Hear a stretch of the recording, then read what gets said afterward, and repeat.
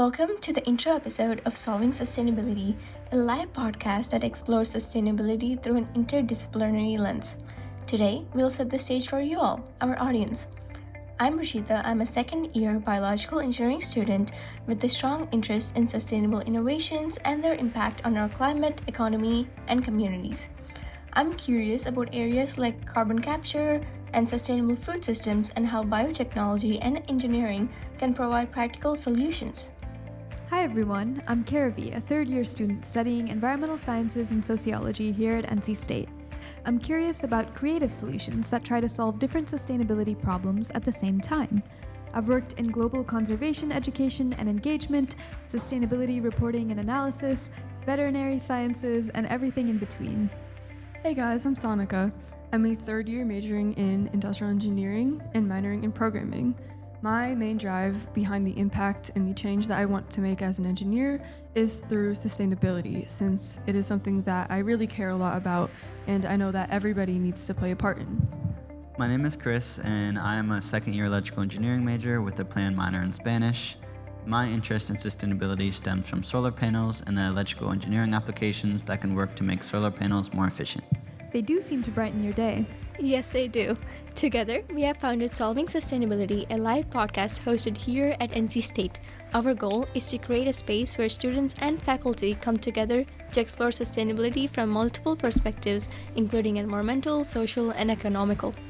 Yes, to expand on this, we connect students with experts that directly shape the future of sustainability, whether it be energy, business, technology, social innovation, policy, and so on. Right. We want to make sustainability accessible to all of you.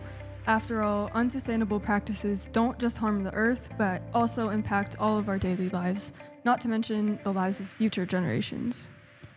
Now that you know who we are, let's step back and define what sustainability actually means. The textbook definition is managing the use of resources to meet the needs of today without compromising the needs of tomorrow. But how can we effectively define the needs of tomorrow and prepare for them without full resource lockdown? Approaching sustainability through this long-term use lens has many implications about striking the right balance between development and conservation. So let's unpack that a little bit further. In our podcast, you may often see us talk about sustainability in terms of its three pillars. First, we have environmental sustainability, which focuses on conserving natural resources and protecting ecosystems. Second, we've got economic sustainability, which emphasizes long-term financial health and responsible use of resources. And then third, we have social sustainability, which highlights fairness, community well-being, and equity among various populations. True sustainability requires having all three pillars work together. In short, you can't just focus on one while ignoring the others to effectively achieve sustainable strategy. To further break down sustainability into measurable categories, the United Nations created 17 Sustainable Development Goals, or SDGs, to give us a global framework of our progress in sustainability, covering issues like affordable and clean energy, clean water and sanitation, quality education, and so on. These issues serve as a roadmap for governments, companies, and communities to measure how far along they are in achieving sustainability goals. Right. The SDGs are a great way to understand just how interdisciplinary sustainability can be. Goals 6, 12, 13, 14, and 15, that is, clean water, responsible production and consumption, climate action, life below water, and life on land, are really focused on the environmental aspect of sustainability. They challenge us to think about how we can manage our interactions with nature to balance our need to use natural resources with the conservation of those resources and the biodiversity they support. Right. They also encourage us to look past the short term and think about long-term impacts like mitigating our role in global warming. Exactly. On the other hand, SDGs like goals 1, 4, 5, 10, 16, and 17, no poverty, quality education, gender equality, peace, justice, and strong institutions, and partnerships for the goals, are all very focused on the social aspect of sustainability, ensuring that no one gets left behind as all of society develops, while pushing us to continuously create more just systems through which we can create progress. And that just leaves us with goals 2, 3, 7, 8, 9, and 11, which are zero hunger, good health and well-being, affordable and clean energy, decent work and economic growth, industry innovation and infrastructure, and sustainable cities and communities, which is a lot. But these last 7 goals tie it all back to human health and quality of life, asking how can we keep improving our economies, our cities, and public health without compromising the principles of sustainability. Each of the goals, whether they relate to conservation, social justice, or holistic development, work together to form a comprehensive interdisciplinary framework through which we as society can measure and evaluate our sustainability efforts. But it's far from being the only one. Another important framework that can help us understand sustainability is the Greenhouse Gas Protocol, otherwise abbreviated as the GHG Protocol, which offers a universal standard for measuring and managing GHG emissions. This is important because without a global standard for measuring emissions, each company would measure their emissions differently, making it hard to accurately make proper comparisons and set universal goals for positive change. Let's take a closer look at these protocols. The protocol organizes emissions into 3 different categories: Scope 1, Scope 2, and Scope 3. Scope 1, otherwise known as direct emissions, covers emissions from sources that a company or organization directly owns or controls. For example, if a delivery company directly owns and operates a fleet of trucks, the GHG emissions from fuel combustion used for those trucks would count as Scope 1 emissions. Scope 2 emissions represents indirect emissions and most commonly includes the emissions from purchased energy like electricity used for heating or cooling. These emissions might be offsite for a company but are generally still purchased by the company, making them somewhat trackable. Finally, Scope 3, or life cycle emissions, covers all the other indirect emissions, including emissions from suppliers, shipping, product use and disposal, and so on. If a company's employees have to drive to work, the emissions of their cars count as Scope 3 emissions. These scopes of emissions are used for measuring and analyzing the environmental impact section of what is known as the B Impact Assessment, which is certified by the nonprofit organization B Lab. And this assessment basically assesses whether a company is fit to be called a B Corporation, which is a for-profit corporation that has a goal to benefit the community and the environment as well. B Corp aligns with the ESG framework, which is short for Environmental, Social, and Governance Framework, which is a set of standards used to evaluate how responsibly a business is managed. The framework emphasizes that long-term business success is tied to how well companies address environmental challenges, treat their workers and communities, and maintain ethical governance. In line with this, B Corp highlights 7 major values that connect business practices directly with sustainability efforts. These 7 values can best be organized into 3 main categories.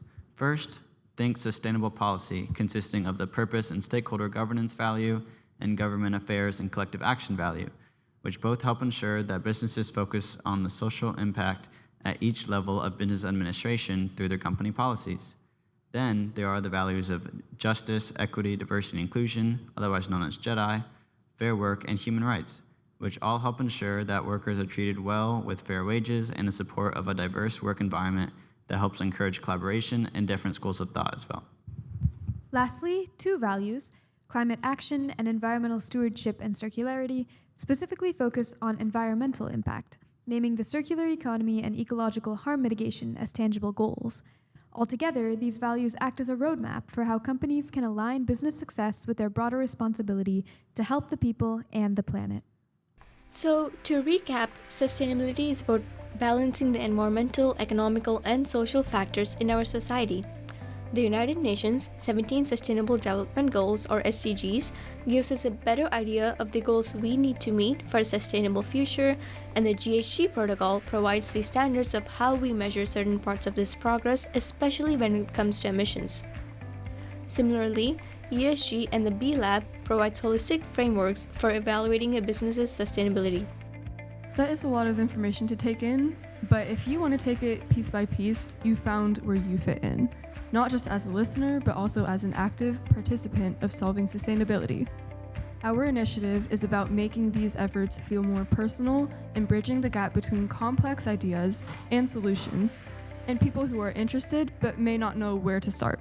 Exactly. By connecting experts, knowledge about current research, and real-world innovations to our community, we hope to make sense of how these goals and standards impact everyday life. Because while these issues may be global, the solutions start locally, with conversations just like this one. Wow, these are some lofty goals. How are we planning to solve sustainability? Well, through collaboration and as we set up, each of our live podcasts will follow a dynamic format. We'll begin with a short 5-minute crash course from a moderator, which will be one of us, to go over any background information of the topic at hand. For example, in a podcast related to the future of solar energy, we would go over the basics of how solar panels work and the specific semiconductors such as silicon and other materials used to make the solar panel more efficient, as well as a preview of what's to come and the discussion for the podcast. Next, we'll move into a 45-minute panel discussion with 3 guest speakers, each representing a different pillar of sustainability like the environmental, economical, and social. The moderators will guide the discussion with questions for each of the speakers.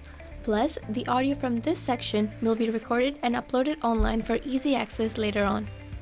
After the main panel discussion, the audience has the floor for 10 minutes of formal Q&A.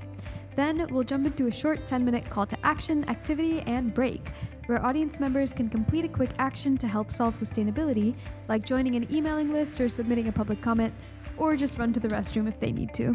Plus, our refreshments will open up for the crowd, so everyone can grab a bite to eat and refuel for the final part of our event, which we call Green Gossip. Green Gossip is a 25-minute informal session of small group conversation where our audience can ask questions and exchange ideas more freely, not just with panelists, but with each other as well. Sustainability is a huge topic categorized by the 3 pillars, mapped out within the UN's 17 SDGs, and measured by standards like the GHG protocol or B Corp certification. Different ways of thinking about sustainability help us keep each other accountable and celebrate our sustainable successes. Together, through deep discussions, everyday actions, and candid conversation, we hope to bring each of these pieces together and build a foundation for progress. We hope to see you at Solving Sustainability, where the pieces come together for a more sustainable future.